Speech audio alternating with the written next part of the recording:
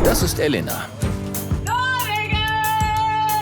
Da ja jeder mit dem Flugzeug nach Norwegen fliegen kann, hat sie sich überlegt, eine Rundreise durch Skandinavien mit dem Interrail-Ticket anzutreten. Wir sind in Bergen. Dabei trifft sie auf eine Menge interessanter Menschen, die in den nördlichsten Regionen Europas leben und ihre teils schrulligen Eigenschaften beibehalten haben.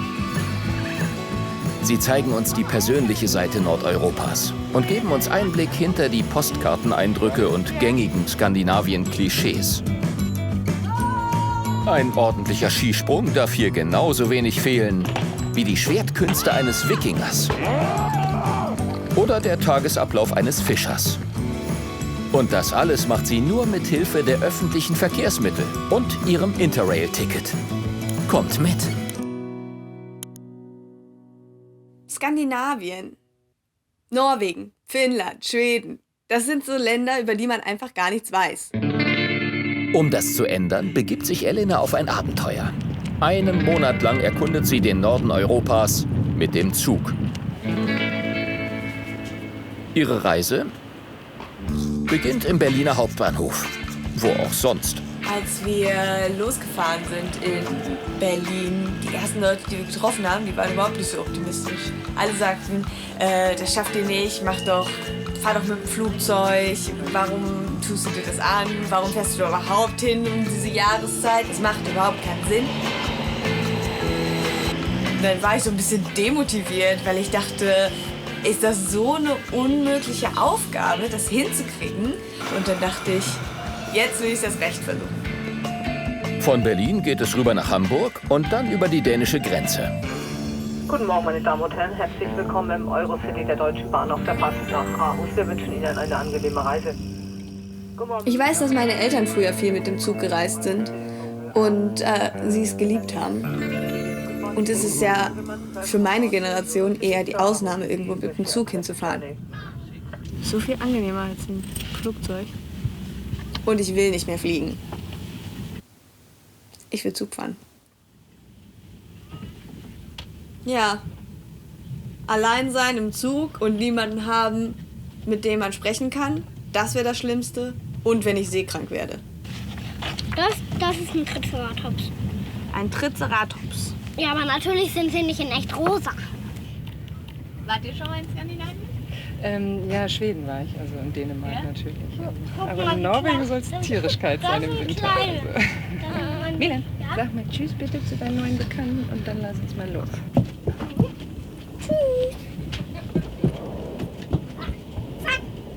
Meine Damen und Herren, vielen Dank für die Reise mit der Deutschen Bahn. Auf Wiedersehen. Mittag, Zeit für eine Stärkung.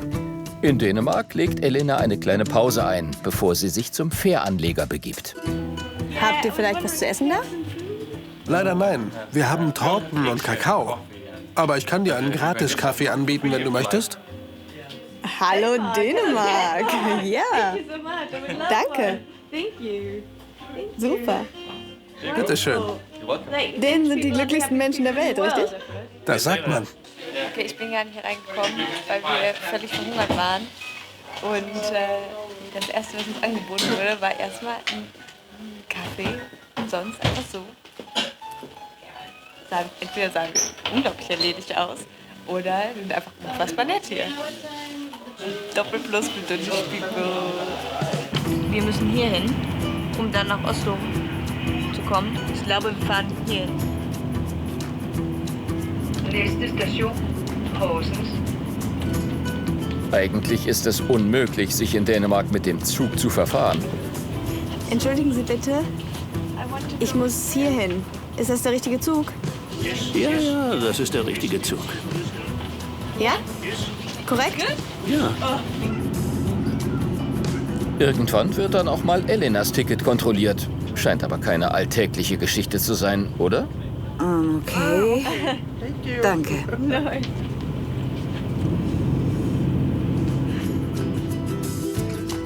Nächste Station, Brønderslev.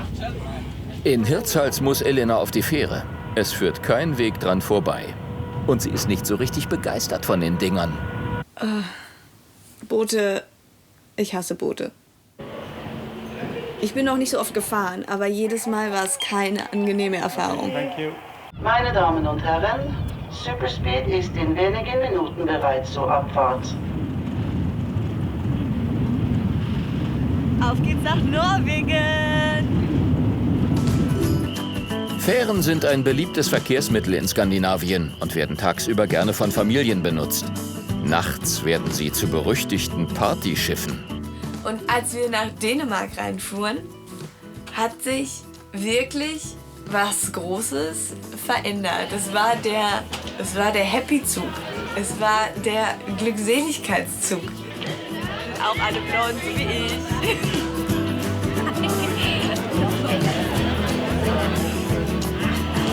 Die Kinder waren da unterwegs, die haben alle gelacht, alle haben sich unterhalten. Sind in Norwegen!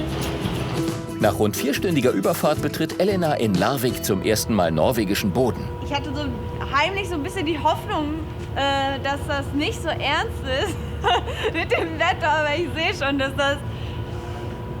ich da falsch liege. Also kalt wird's. Vorhin hat mir auch noch gerade jemand gesagt, nachts werden es minus 25 Grad, wenn wir noch ein bisschen weiter nördlich fahren. Aber es sieht echt aus wie aus dem Bilderbuch. Du hast hier die kleinen Häuser, Schnee bedeckt, in Rot und Gelb. Sehr schön. Dänemark sieht ganz anders aus. Ob die Norweger deutsche Touristen mögen?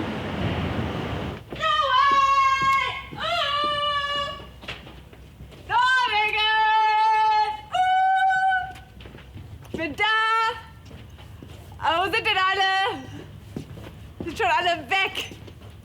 Geht schon los mit der Einsamkeit. Ach, die schönen Schwäne. Das Meer und der Glaube waren in Norwegen schon immer stark verwurzelt. Ansonsten ist das Land für sein Öl und seine Wasserkraftwerke bekannt. Von Larvik geht es weiter Richtung Oslo.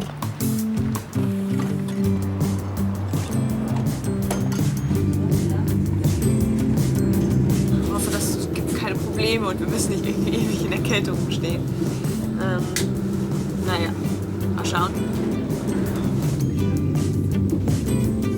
Was weiß ich denn über Norwegen? Ich weiß wahrscheinlich über jedes andere Land Europas mehr als über Norwegen.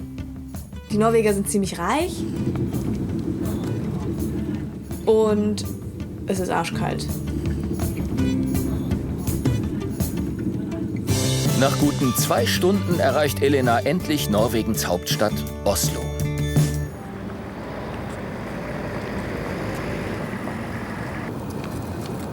Die Hunde tragen hier auch Schuhe. Ist das normal? Ja, schon. Klar, wenn es kalt ist, schon. Norwegens Hauptstadt hat neben der Oper natürlich noch viele andere Highlights zu bieten. Elena interessiert sich aber vor allem... Okay, jetzt glaube ich will in Norwegen. Jetzt bin ich da. Für die Aussicht vom Dach der Oper? Das ist eine Begrüßung, würde ich sagen. Oslo bietet jede Menge Hotels, in denen man unterkommen kann. Auch in der Nähe des Hauptbahnhofs. An die grundsätzlich höheren Preise sollte man sich schon mal gewöhnen. Ziemlich weit. Der nächste Morgen. Elena macht sich auf den Weg zu einem der Wahrzeichen der Stadt, dem Holmenkollen. Es ist das Naherholungsgebiet am Rande der Stadt. Heute ist Barnas Holmenkolldach, ein Skifest für Jung und Alt, zu dem scharenweise Kinder erwartet werden. Es findet nicht nur in Oslo, sondern im ganzen Land jedes Jahr aufs Neue statt. Das ist ein bisschen übertrieben, oder?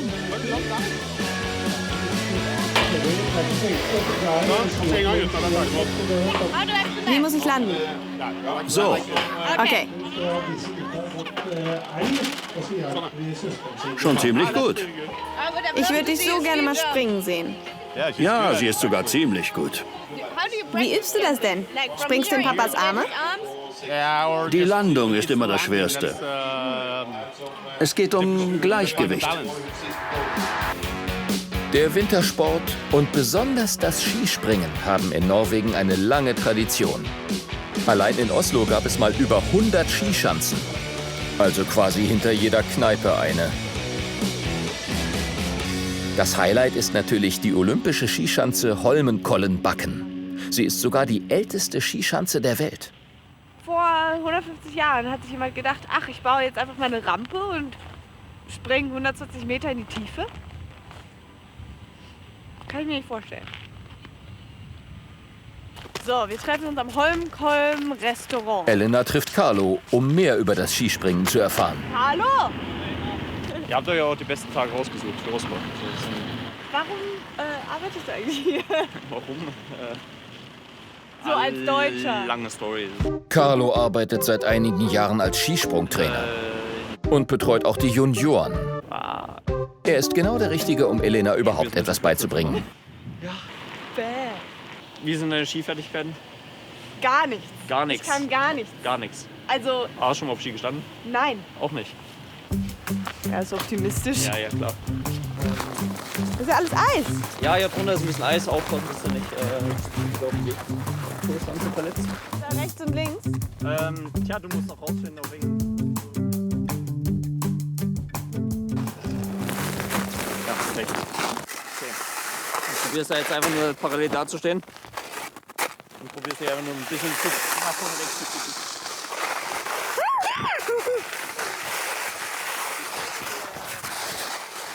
Wie kann ich denn lenken? Gar nicht. Oder erstmal noch nicht. Das, was wir jetzt machen, okay. Wir finden Ausrüstung. Okay. Oh Gott! Das sehe ich aus wie so eine Comicfigur. Wie so ein Super Teletubby.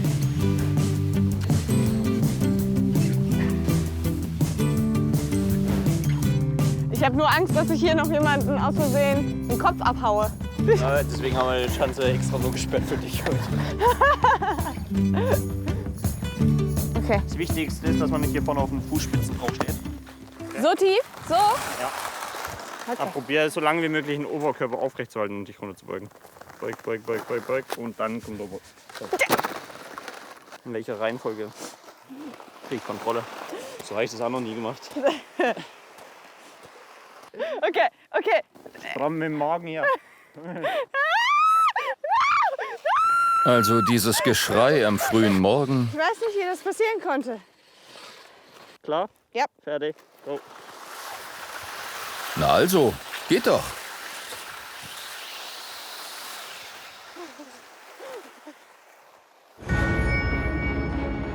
Doch was für ein Gefühl hat man oben auf so einer richtigen Monsterschanze. Der Aufzug bringt sie auf die Spitze des Holmenkollen-Bakken. Die Aussicht lenkt von der Angst ab.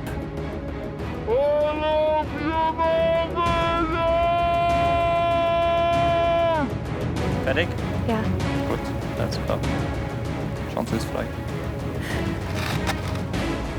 Okay.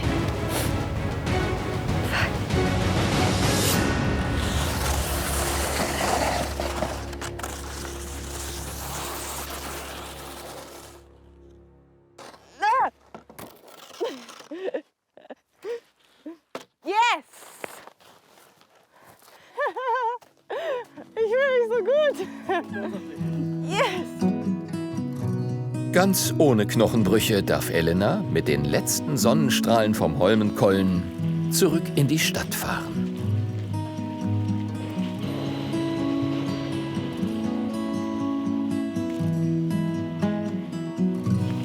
Als Abendprogramm hat sich Elena mit Audun verabredet.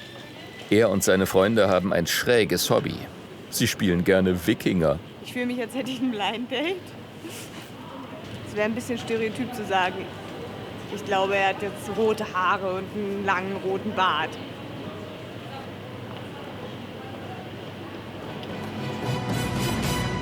Hallo! Hello. Hey! Ich bin Elena, wie geht's dir? Hi, very good. Audun. Audun ist im echten Leben Games-Programmierer und hat sich auf Rollenspiele spezialisiert. Natürlich geht es dabei auch um Wikinger. Audun, was machen wir heute? Wir werden kämpfen. Ich werde mit dir kämpfen. Was? Ich bin doppelt so mächtig wie du und ich werde mit dir kämpfen. Okay, also wie willst du einen Wikinger aus mir machen? Indem ich dir Mut abverlange. Denn Mut war für Wikinger das Wichtigste. Immer. Das macht einen Wikinger aus.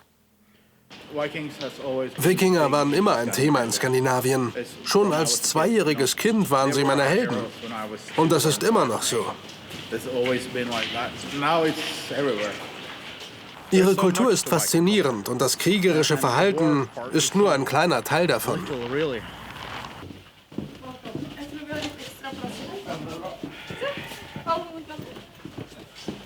Die sind irre hier.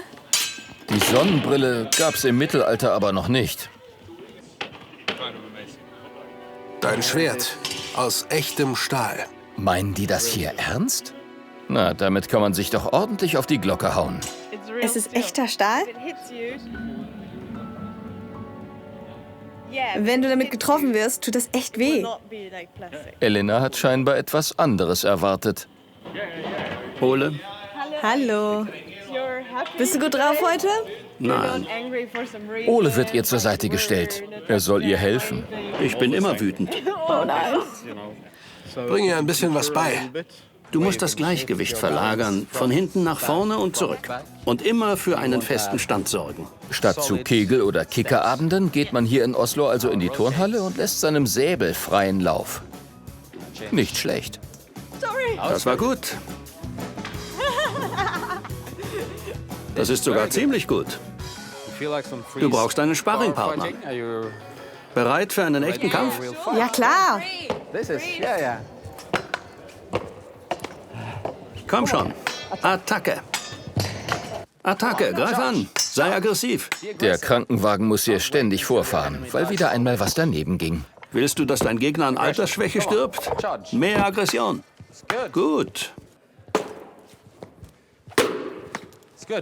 Oh, du hast mich getroffen. Ich habe getroffen? Gib mir den Gnadenstoß. Zieh das Schwert raus.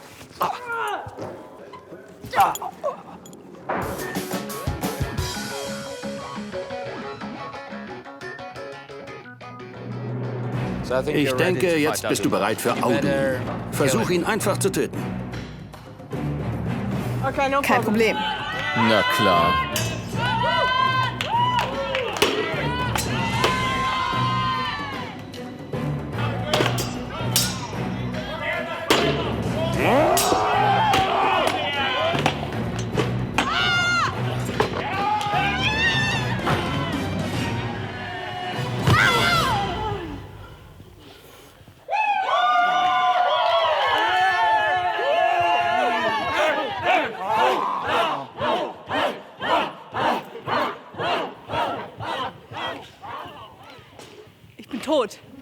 Tot. Für den ganzen Tag. Das war super. Ja? Super Kampf. Hier ist noch dein Haargummi. War alles Teil der Show. Ich habe sowas noch nie gemacht, Leute. Steht ihm erstmal gegenüber. Ich sag's euch. Nach so einem Tag ist auch die Unterbringung egal. Keine Schlafbeschwerden im nordischen Königreich. Elena bleibt in Oslo und trifft sich mit Ophelia und Einar, 2 Mitgliedern des Einar Stray Orchestra. Die 5-köpfige Indie-Pop-Band probt in den Räumen der Musikhochschule. Viele ihrer Songs drehen sich um Religion und Gut und Böse. Schön.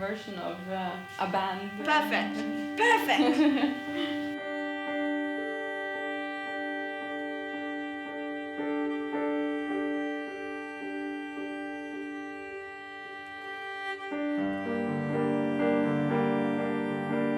Sind hier alle so gläubig? Es geht darum, wie Religion hier gelebt wird. Also ist Religion immer noch so ein großer Teil der Erziehung hier in Norwegen? Würde ich sagen. Ja, immer noch.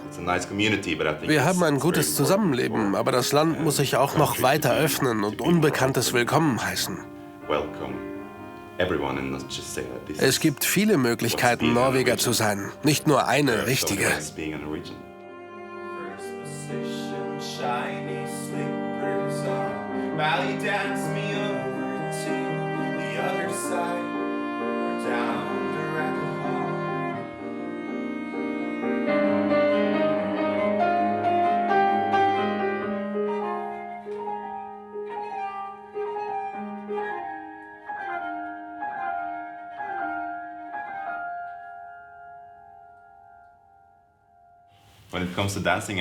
Was das Tanzen angeht, finde ich Hip-Hop am besten. No, Hip-Hop? Yeah.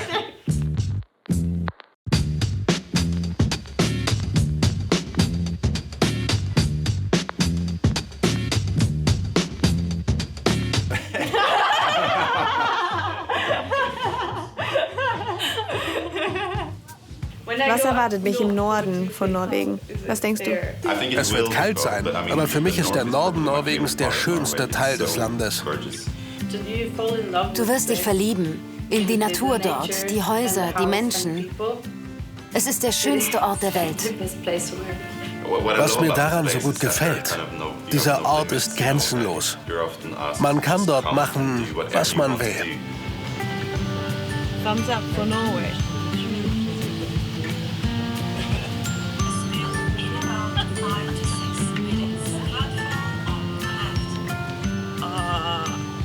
Hier und hier. Hier, wo ich das Schild gehalten habe, tut's hier total weh. Die Wikinger. Ich kann gerade mal eben einen Kaffee halten. Im Zug trifft Elena auf Tom. Er und seine Familie machen gerade Urlaub in Norwegen. Was für Filme drehst du denn? Meine Familie ist viel unterwegs. Also handeln meine Filme von unseren Reisen. Wir fahren nach irgendein Dorf zum Schneeschuhwandern. Wer ist schneller, du oder dein Bruder? Weiß ich nicht. Vielleicht mein Bruder, er ist ziemlich schnell. Ich bin Amerikaner, aber meine Familie lebt in Spanien. Wir wollten schon lange mal hierher kommen, denn meine Großeltern stammen aus Norwegen. Sie waren Bauern und sind mit dem Schiff in die USA ausgewandert, nach Montana. Normalerweise fällt einem im Ausland ja auf, dass das Essen anders schmeckt. Bei mir ist das hier nicht so, denn meine Oma hat immer für mich gekocht. An die Fischgerichte und sowas bin ich also gewöhnt.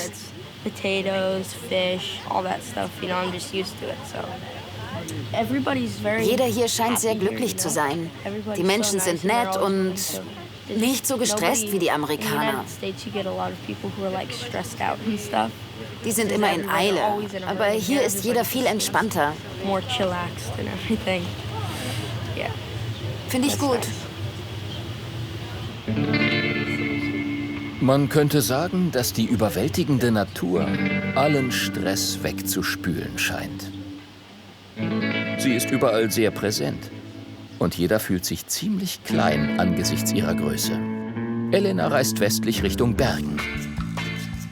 Als Geheimtipp möchte sie einen Zwischenstopp in Myrdal einlegen.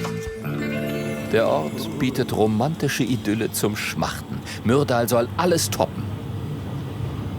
Leider hat sich Elena mit der Jahreszeit vertan. Ich finde den Ausgang nicht. Ich glaube, das ist echt Myrdal. Das sind nur die 5 Häuser. Und alles andere ist geschlossen. Weil kein Mensch im Winter hier hinreist. Ja, was machen wir denn jetzt bis zum nächsten Zug?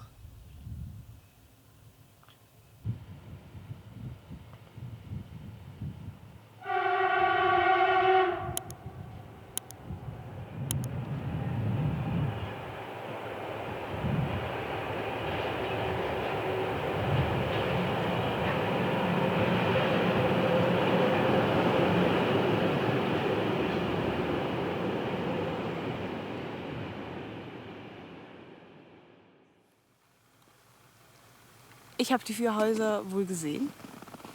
Jetzt warte ich Jetzt warte ich bestimmt noch 4 Stunden auf die Bahn.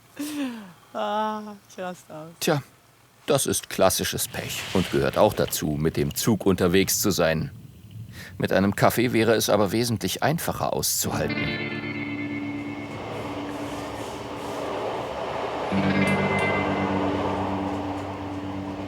Nach wenigen Stunden im Eis sitzt Elena wieder im Zug Richtung Bergen.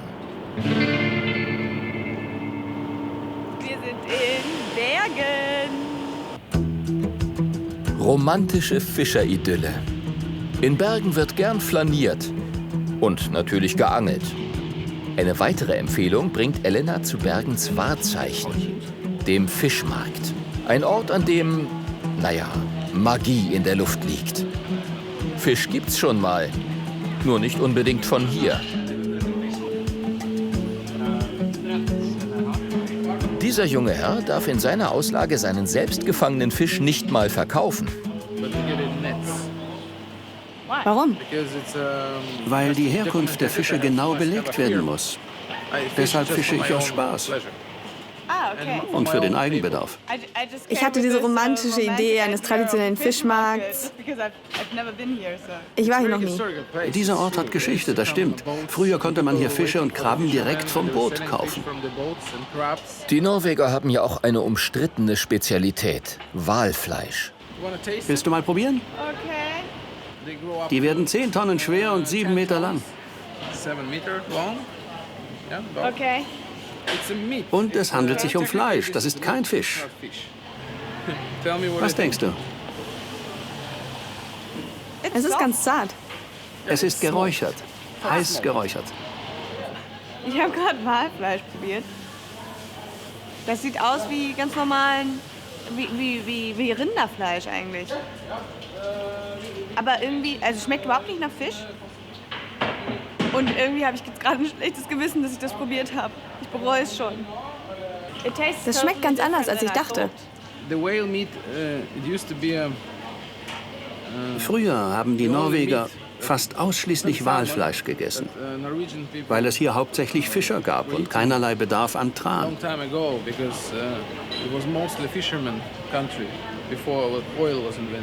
Früher war das Walfleisch also günstig und heute ist es eine Delikatesse. Ja. Kann ich ihn auch mal halten? Klar. Okay, worauf muss ich achten? Der schlägt mit dem Schwanz, damit du Bescheid weißt. Okay. Ziemlich schwer. Hast du ihn? Ja. Wie viel ist er wert? Eine Menge. Ungefähr. 100 vielleicht? Das ist ein echt großer Hummer. Ein teures Abendessen hier. Das hier ist die Greifschere. Die hat gezackte Ränder. Das Schneidwerkzeug eines Hummers. Und das ist die Knackschere. So? Einfach reintun.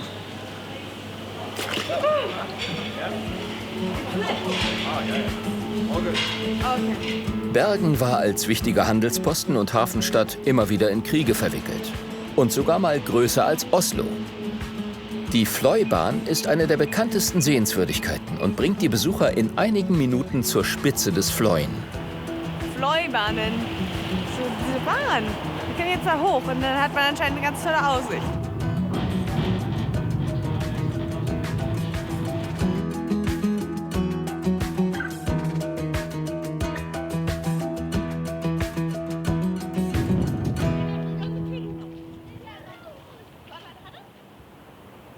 Okay, ich bin schon ein bisschen überrascht. Das ist schon sehr cool. Sieht schon echt klasse aus. Das ist so,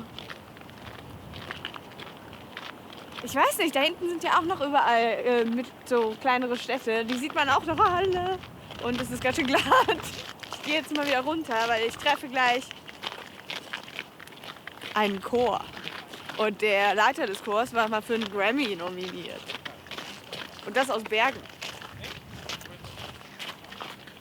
Chöre sind in Norwegen und ganz Skandinavien weit verbreitet und gelten als willkommene Abwechslung zum Arbeitsalltag.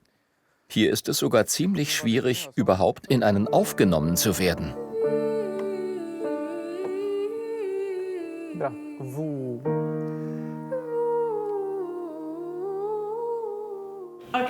Was muss ich machen, dass du mich in den Chor aufnimmst? Ich muss dich singen hören. Okay. Deine Stimme kennen, deine Fähigkeiten einschätzen.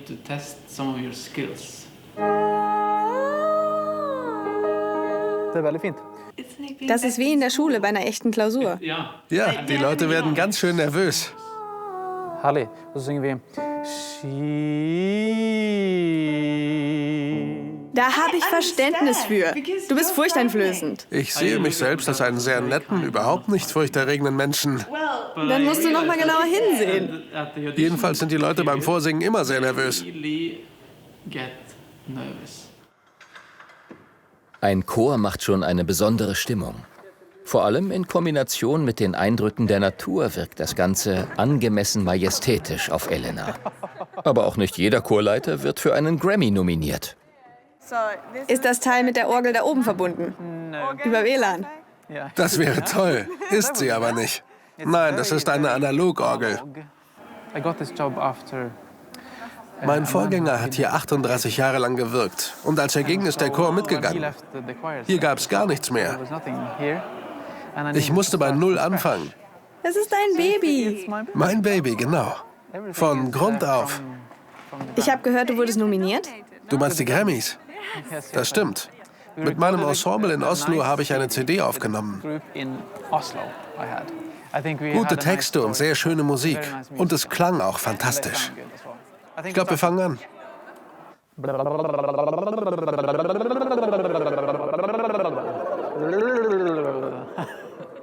G, D, B, Schu, Schu.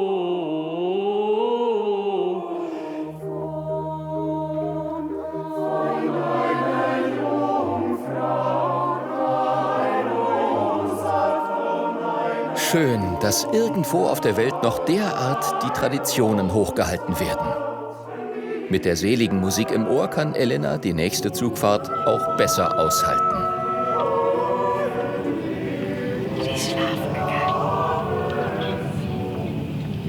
Du kannst reden oder singen. Stört mich nicht. Ich dachte, sie schlafen. Hei, hei. Det ligger sånn fint etter hverandre, så det Å, ser så veldig sånn. bra. Sandefjord, Trondheim. Du, de her spør om hva fint de kan se på veien opp til Trondheim. Er det noe Å, spesielt? det er masse fint. Det. Ja. Jeg husker ikke, jeg pleier å ta fly. Jeg skjønner. Ja, da ser du det fra perspektiv. Vet du. We come to now, Wir kommen gleich an eine Brücke namens Minnesund. Hier, das Blaue. Das ist Mjøsa, der größte See hier in Norwegen. Und einer der Brücken geht darüber? Genau. Und dann weiter hoch auf dem Berg Dovrefjell. Ja, Dovrefjell. Da leben Trolle. Da gibt es Trolle? Nein, naja, vielleicht. In Ordnung. Gute Reise. Vielen, vielen Dank. Have a wonderful day.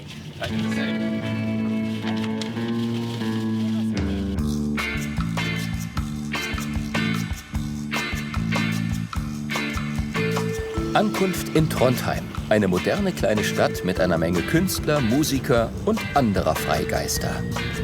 Wir sind jetzt in Trondheim angekommen und ich besuche jetzt so eine alternative Kommune. Oder vielleicht sind es auch eher Hippies. Ich weiß nicht. Hier werden Freidenker noch besonders geschätzt. Und deshalb besucht Elena einen mehr oder weniger autonomen Stadtteil, in dem die Menschen versuchen, dem reinen Konsumgedanken zu entkommen. Die Häuser sollten ursprünglich einer moderneren Wohnsiedlung weichen und werden jetzt für eine alternative Lebensweise genutzt. Was müsste ich machen, um Teil der Kommune zu werden? Du müsstest eine Bewerbung schreiben mit ein paar Infos über dich und warum du dich unserer Gemeinschaft, unserem Projekt anschließen möchtest. In this house there are In diesem Haus gibt es 4 Wohnungen. Ein paar Familien leben hier und ein großes Apartment wird kollektiv genutzt. Hi, Lotta. Wie lange lebst du schon hier? 5 Jahre vielleicht? Manche Leute finden uns ein bisschen unheimlich. Warum? Wir sind anders, aber wer tatsächlich hierher kommt, dem gefällt es. Viele machen ihre Sonntagsspaziergänge hier. Wenn ich an eine Kommune denke, denke ich als erstes an Sex. Wir machen Liebe mehrmals am Tag. Nein. Und dann an Gemeinschaftsgärten? Ja.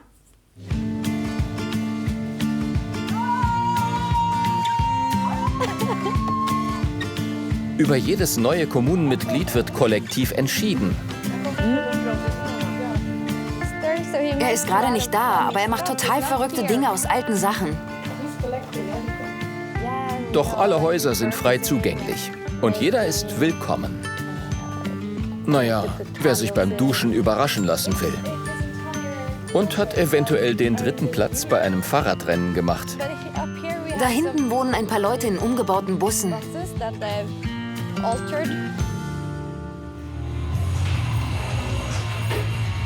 Und schon wieder majestätische Musik.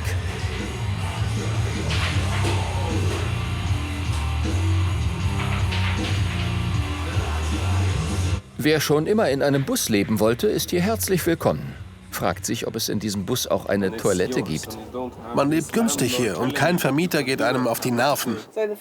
Das Erste, was ich gelernt habe, hier geht gar nichts ohne Kreditkarte. Without a credit card, there's nothing working in this country. Ja, es würde mich nicht wundern, wenn es in 1-2 Jahren kein Bargeld mehr gibt. You think?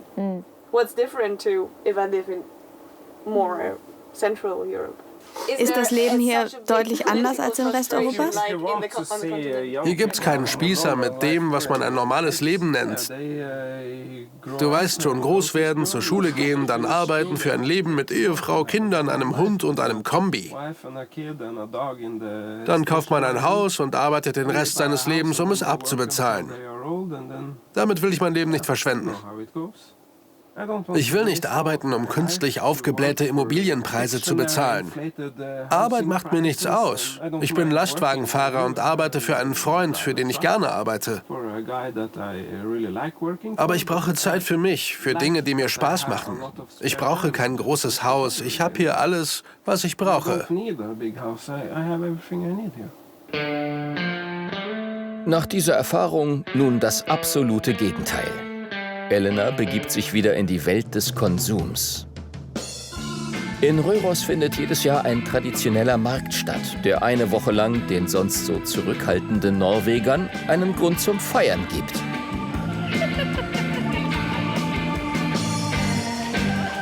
Ob man unbedingt mit diesem Wannentaxi fahren möchte?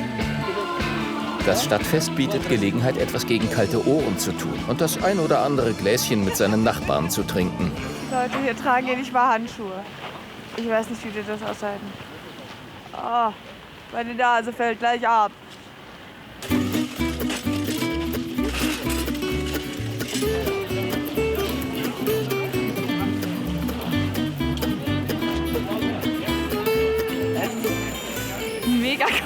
Mega cool hier. Das ist eigentlich eine Minenstadt, aber die haben diesen Markt und in dieser Woche rasten ja alle völlig aus.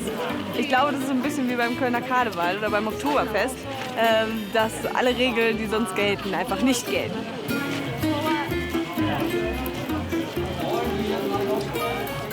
Hier laufen ganz schön viele Pelzmäntel rum. Ja, nå det Martland Gud, rullan går, ja rullan går, og tår og speker til øyom, når marken spritter furuleg. Danke. Der ist stark. Zwar kein Moonshine, aber wissen Sie, was Moonshine ist? Nein, was ist das? Das ist ein selbstgebrannter Schnaps. Alle alkoholischen Getränke ab 4,8% stehen unter staatlicher Kontrolle und werden nur begrenzt ausgegeben. So mancher brennt sich seinen Schnaps also im Schutze des Mondlichts.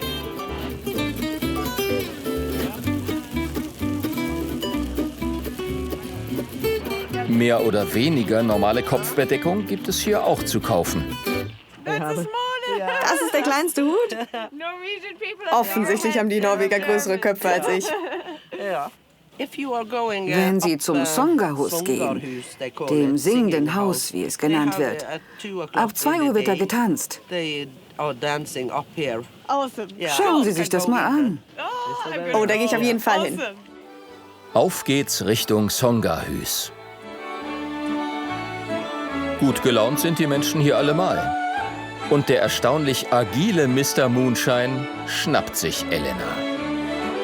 Der nette Herr hat mich durch die Gegend geschleudert. Ich weiß nicht, es hat sich angefühlt, als wäre er 20 und nicht 65. Ich habe mich so gefühlt, als würde ich da in das Dorf gehören. Zumindest für die Zeit dieser Tänze.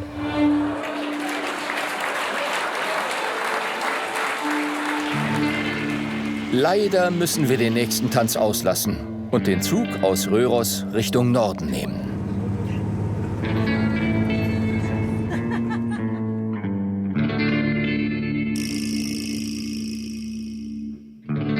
Einer meiner absoluten Traumziele sind die Lofoten. Das ist eine Inselgruppe im Norden. Und vielleicht kann ich ja bei einem Fischer mitfahren. Bodø liegt nördlich des Polarkreises und wird vor allem als Fährhafen genutzt. Von hier aus sticht Elena in See. In Richtung Lofoten. So in Bodø ist richtig viel los. Und da, wo es am alleraufregendsten ist anscheinend die Bibliothek. Und da gehe ich jetzt mal hin, weil ich verzweifelt bin. Und mir kalt ist.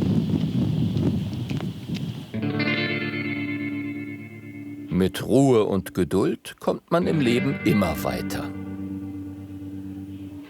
Ich bin schon seit 6 Stunden hier in Bodø und warte auf die Fähre. Und irgendwie spricht hier keiner so richtig Englisch und ist alles so ein bisschen einsam heute.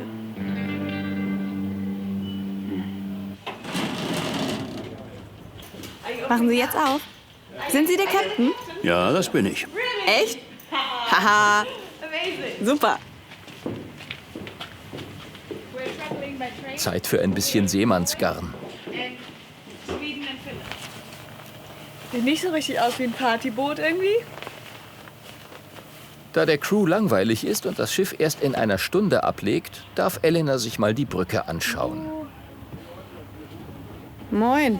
Hi. Oh, okay. Bereit, seekrank zu werden? Echt? Glaubt ihr? Ja. Oh nein. Oh no.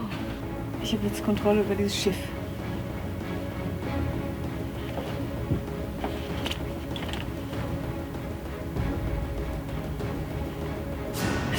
Ich bin zu klein. Ich bin zu klein für diesen Job. Ja, das wissen wir. Hallo, hallo? Spreche ich mit dem Captain? Ach, ich bin ja der Captain. Maschinenraum.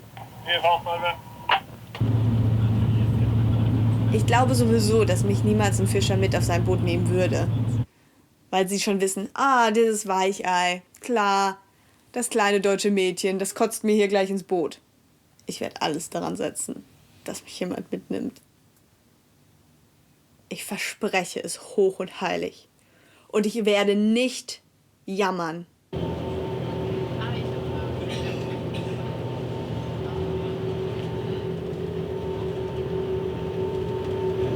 Oh, ey, das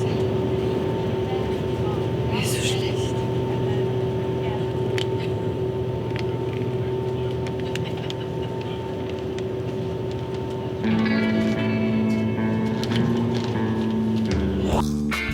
Nach schlappen 3,5 Stunden Wellenreiten kommt Elena endlich in Svolvær auf den Lofoten an.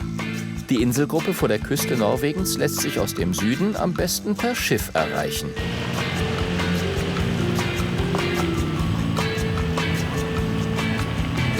Ja, aus wie so ein Industriepark.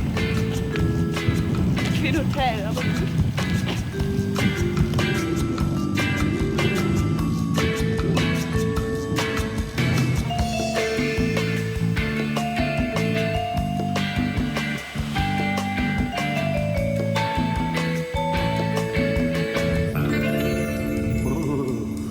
Gute Nacht. Die Lofoten sind berühmt für ihre spektakuläre Landschaft. Für den Lofotfischfang kommen jedes Jahr hunderte Fischerboote auf die Inseln, um den vorbeiziehenden Skrei oder Kabeljau mittels Langleinen zu fangen. Elena trifft sich mit dem Fischer Börge und hofft, dass er sie auf eine Fahrt mitnimmt. Hallo. Hallo. Elena. Ja, Börge.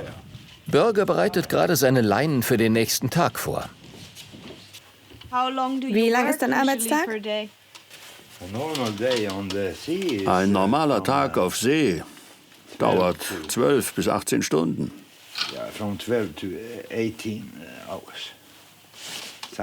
Manchmal länger. Die Fische warten nicht gerade auf uns. Ja, natürlich nicht. Die Saison geht nur ein paar Monate. Hey, komm rein. Komm rein. Hallo. Was muss ich auf Norwegisch wissen, um hier zu überleben? Zum Beispiel, lass mich alleine, du stinkst. La meg være, det lukter av deg. Aber du kannst mit mir kommen, wenn du willst. Das wäre so toll. Das Wetter ist schlimm, das wird furchtbar. Das Schiff ist ständig in Bewegung. Und lange, 15 Stunden auf dem Meer, du wirst garantiert seekrank. Nach ein paar unruhigen Stunden im Bett will Elena es noch mal bei Börge versuchen. Es ist 3:30 Uhr und ich bin einfach auf gut Glück zurückgekommen und schaue, ob ich bei Börge anheuern kann. Als kleiner Matrose. Hallo Börge. Willkommen an Bord.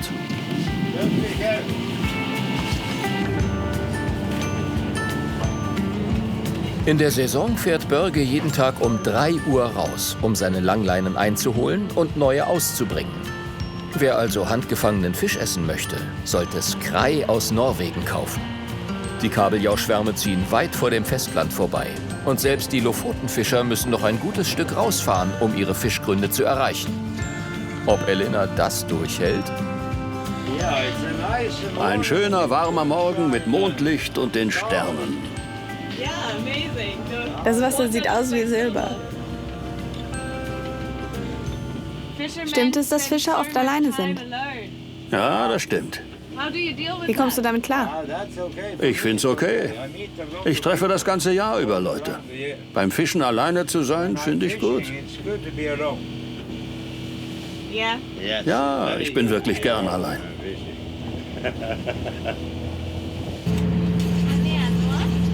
Börge wetzt schon mal sein Metzgerwerkzeug und holt die erste Leine ein.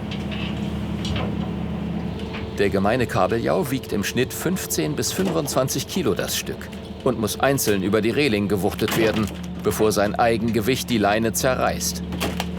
Elena hat wohl etwas anderes erwartet.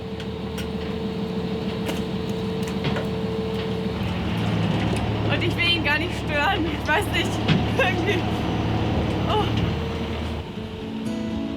Die Sonne lässt sich endlich auch mal blicken.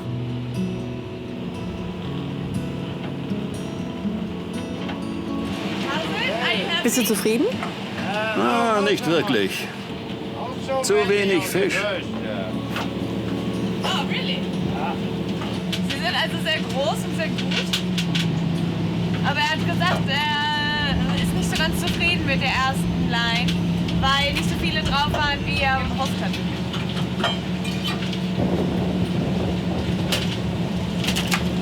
Ich weiß nicht, warum mir echt wirklich schlecht ist, aber entweder ist es das ganze Blut oder die Seekrankheit. Aber wie viel Fisch fängst du pro Tour? 4000. Letzten Samstag waren es 4 Tonnen. Du darfst jetzt den Fisch küssen.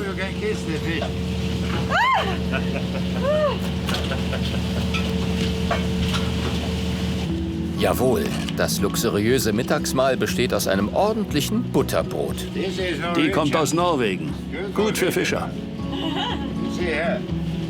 Und ich habe so langsam auch ein kleines Mädchenproblem. Ich muss aufs Klo, aber ich will ihn nicht fragen, wie das jetzt vonstatten geht. Pinkelt er einfach über die Reling?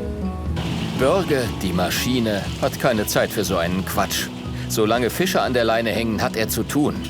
Außerdem, der Gummianzug ist von beiden Seiten wasserabweisend. Ich freue mich schon, wenn der Boden nicht mehr schaukelt, echt. Mit einem ordentlich gefüllten Laderaum machen sich Börge und Elena auf den Heimweg. Erst gegen Abend erreichen sie den Hafen, wo als kleine sportliche Übung dann noch der Kahn ausgeräumt werden muss. Bei 3,7 Tonnen Fisch darf Börge, die Maschine, da auch schon mal einen Kran benutzen.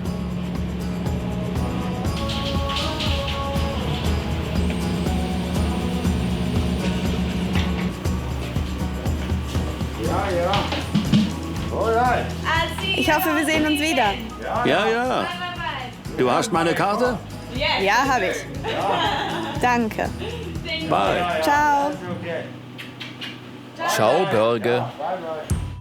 In der nächsten Folge besuchen wir Schweden. Elena ist wieder in der Wildnis unterwegs, jagt Polarlichter und begibt sich auf eine besondere Mission. Ich suche jetzt jemanden, mit dem ich das essen kann.